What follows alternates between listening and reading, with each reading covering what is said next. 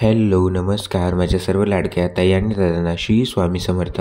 तुम्हा सर्वांना आजचा दिवस खूप छान जावो ही स्वामींच्या चरणी प्रार्थना। तर आजच्या व्हिडिओमध्ये मला एक गोष्ट तुमच्यासोबत शेअर करायची आहे, ती म्हणजेच मूर्तीबाबत। तर जी स्वामी महाराजांची मी मूर्ती घेतलेली आहे तर ती म्हणजे आतमधून पोकळ आहे। त्यामध्ये आता आजच्या व्हिडिओमध्ये मी तुमच्यासोबत शेअर करणार आहे की त्यामध्ये आपण ती भरीव कशा प्रकारे करू शकतो। त्या अगोदर जर व्हिडिओच्या माध्यमातून तुम्ही माझ्या चॅनलवरती नवीन आले असाल तर चॅनलला सबस्क्राईब करून कमेंटमध्ये श्री स्वामी समर्थ नक्की लिहा। तर एकीकडे जी फुलं आता मला पूजेला लागणार होती तर ती मी आणून घेतली आणि त्याचबरोबर जेवढे मला एमसीलचे पॉकेट लागणार होते तर ते देखील मी आणून घेतली। म्हणजेच मूर्तीच्या आतमधली जी जागा होती तर ती बरीचशी रिकामी होती, त्यामुळे म्हणजे जास्त पॉकेट लागले। तर मी म्हणजेच 10 एमसीलचे पॉकेट आणले होते। तर आता बघूत किती पॉकेट लागतात। तर एक एक मग मी नंतर मिक्स करून घेतलं, पण जेव्हा मला कळालं की आपण जेव्हा एक एक मिक्स करतो तर तेव्हा बराचसा वेळ आपला त्याच्यामध्ये जातो, त्यामुळे मग नंतर मी एकदा सर्व जी पॉकेट होती तर मिक्स करून घेतली। तर याच्यामध्ये दोन म्हणजेच एका बॉक्समध्ये 2 पॅकेट येतात, तर ते आपल्या पद्धतशीरपणे मिक्स करून घ्यावे लागतात। आणि त्यानंतर तुम्ही हे तुमच्या मूर्तीमध्ये म्हणजे तुमची मूर्ती जर पोकळ असेल तर भरीव करण्यासाठी तुम्ही तुमच्या मूर्तीमध्ये टाकू शकता। तर हे एकदम प्रॉपर मिक्स झाल्याशिवाय तुम्ही तुमच्या मूर्तीमध्ये टाकू नका, नाहीतर मग तुम्हाला नंतर खूप अडचण जाईल। ते प्रॉपर एकदा मिक्स केल्यानंतर तुम्ही ते तुमच्या मूर्तीमध्ये टाकू शकता। तर स्वामी महाराजांची जी मूर्ती होती तर ती आतमधून पोकळ असल्यामुळे मग अशा प्रकारे मी म्हणजेच ज्यांच्याकडून मूर्ती बनवली होती तर त्यांनीच मला सुचवलं की म्हणजेच तुम्ही त्या मूर्तीमध्ये एमसील टाकू शकता, कारण त्यांच्या अगोदर देखील असं एकासोबत घडलं होतं। म्हणजे जेव्हाही आपण मूर्ती घेतो तर तेव्हा तुम्ही शक्यतो विचारूनच घेत जा। जेव्हा तुम्ही ऑनलाईन मूर्ती घेता तर भरीवच मूर्ती घेत जा, आणि जेव्हा आपण शॉपमधून घेतो तर तेव्हा आपल्याला ती मूर्ती दिसतेच आपण घेताना। पण म्हणजेच मी ही ऑनलाईन बनवली होती, त्यामुळे जी मूर्ती होती तर ती आतमधून पोकळ आली होती। म्हणजेच मला पहिले माहिती नव्हतं, पण नंतर जेव्हा मला पार्सल रिसीव झालं तर तेव्हा मला कळालं की मूर्ती जी आहे तर ती आतमधून पोकळ आहे। त्यानंतर मी त्यांच्याशी पुन्हा कॉन्टॅक्ट करण्याचा प्रयत्न केला आणि त्यानंतर मला असं कळालं की म्हणजेच अगोदर देखील असं एकासोबत घडलं होतं। तर त्यांनी मला सांगितलं की त्यांनी म्हणजेच विचारपूस करून एमसील आपण मूर्तीमध्ये भरू शकतो का, तर त्यांचं उत्तर होतं हो, म्हणून तुम्ही भरू शकता एमसील मूर्तीमध्ये। त्यामुळे मग ही जी महाराजांची मूर्ती होती तर याच्यामध्ये आता एमसील भरून ही जी मूर्ती म्हणजेच पोकळ आतमधून होती तर ती पूर्ण मी भरून घेतली। आता त्यासाठी सर्व जे म्हणजेच मी पॉकेट आणले होते तर मला म्हणजे संपूर्ण 10च्या 10 पॉकेट लागली। फक्त शेवटचं जे पॉकेट होतं तर त्याच्यातला थोडंसं जे एमसील होतं तर ते राहिलं होतं, तर मी ते तसंच ठेवून दिलं। आणि पूर्ण जी मूर्ती होती तर ती भरीव करायचीच होती मला, कारण म्हणजे आपण पोकळ मूर्तीची पूजा करतच नाही, त्यामुळे जी मूर्ती होती तर तिला पूर्ण भरीव करण्यासाठी मला जे 10 पॉकेट होते एमसीलचे तर ते लागले। आणि त्यानंतर म्हणजे हळूहळू म्हणजेच मूर्तीचे जे कानेकोपरे असतात तर तिथे देखील एमसील पोहोचलं पाहिजे, नाहीतर मूर्ती मग आतूमधून पोकळच राहते। त्यामुळे मग मी थोडं थोडं करून त्याच्यामध्ये एमसील भरलं, जेणेकरून म्हणजे जी मूर्ती होती तर ती पूर्णपणे भरीव होईल। तर अशा प्रकारे आता एकीकडे जे म्हणजेच मी पॉकेट वगैरे आणले होते तर ते मी एकत्र करून घेतले आणि त्यानंतर हळूहळू मूर्तीचं जे काम होतं तर ते मी पूर्ण केलं। आणि स्वामी महाराजांची ही मूर्ती आहे तर ही पंचधातूची आहे, म्हणजे त्याचं जे वरचं मेटल आहे तर हे पंचधातूचं आहे, फक्त ते आतमधूनच पोकळ आहे। कारण वजनानुसार मूर्तीचे रेट असतात, त्यामुळे तुम्ही जेव्हा मूर्ती घेसाल स्वामी महाराजांची तर तेव्हा नक्की तुम्ही बघूनच घ्या की मूर्ती पोकळ शक्यतो नसली पाहिजे। कारण जेव्हा मी गणपती बाप्पांची मूर्ती घेतली होती तर तेव्हा ती भरीवच होती आणि ती देखील पंचधातूचीच आहे। आणि तो व्हिडिओ देखील मी तुमच्यासोबत शेअर केलेला आहे की ती गणपती बाप्पांची मूर्ती मी कोणाकडून बनवली, आणि त्यांचा कॉन्टॅक्ट नंबर पण मी त्या व्हिडिओच्या डिस्क्रिप्शनमध्ये दिला होता।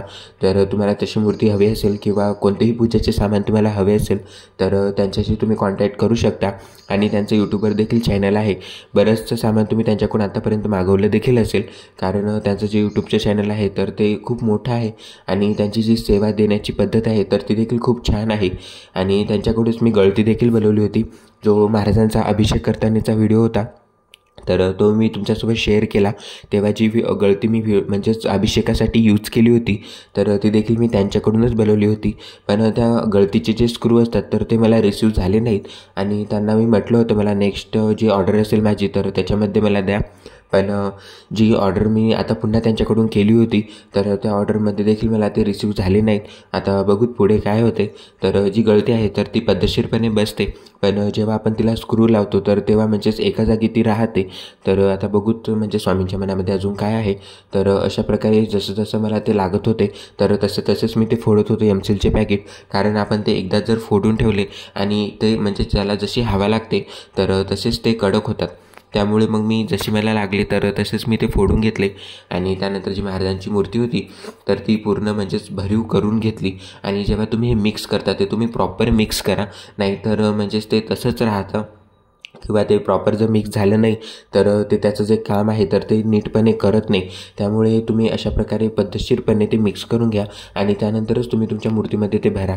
तर अशा प्रकारे मी थोडंसं म्हणजे दाबून भरलं, कारण जी मूर्तीमध्ये जागा असते तर ती बरीचशी असते, त्यामुळे त्याच्यामध्ये बऱ्याचचं जे एमसील आहे तर ते बसलं होतं. त्यामुळे मग जसं मला लागलं तसं मी ते भरून घेतलं आणि जी मूर्तीचा खालचा भाग होता तर तो पूर्ण मी प्लेन करून घेतला, नाहीतर तो अबडधोबड राहिला तर ती मूर्ती मग आपण जेव्हा खाली ठेवू तर तेव्हा देखील ती प्रॉपर बसत नाही. त्यामुळे तुम्ही अशा प्रकारे एकदा शेवटचा हात म्हणजेच त्याच्यावरती ठेवत जा, जेणेकरून जी मूर्ती आहे तर तिच्या खालून म्हणजे जास्त काही भाग राहणार नाही.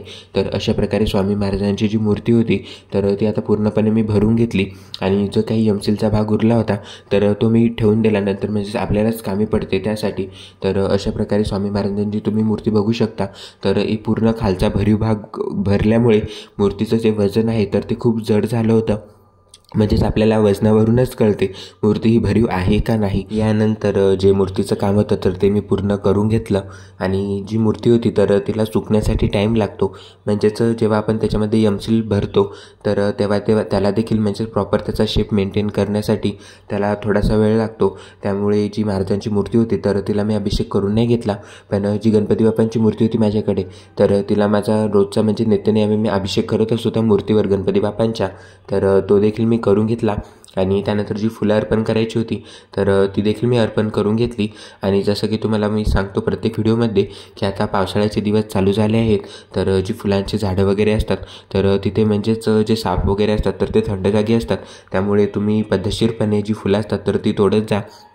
तर मला जी फुलांची झाडं आहेत तर ती आमच्या म्हणजे मी जिथं राहतो तर त्यांच्याच घरामध्येच आहेत, त्यामुळे मला बाहेर जायचं काम नाही. आणि मूर्तीबाबत एक गोष्ट अजून तुमच्यासोबत मला शेअर करायची आहे, तेच म्हणजे जेव्हा महाराजांची मूर्ती पोकळ मला रिसीव झाली तर त्यानंतर मी महाराजांना प्रश्न केला.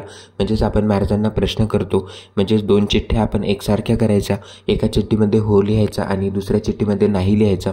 आणि म्हणजेच आपण जेव्हा महाराजांना प्रश्न करतो तर त्या दोन्ही ज्या चिठ्ठ्या आहेत तर त्या एकाच साईजच्या असाव्यात आणि त्याच्या आपल्याला फोल्ड करून म्हणजे घ्यायच्या आहेत.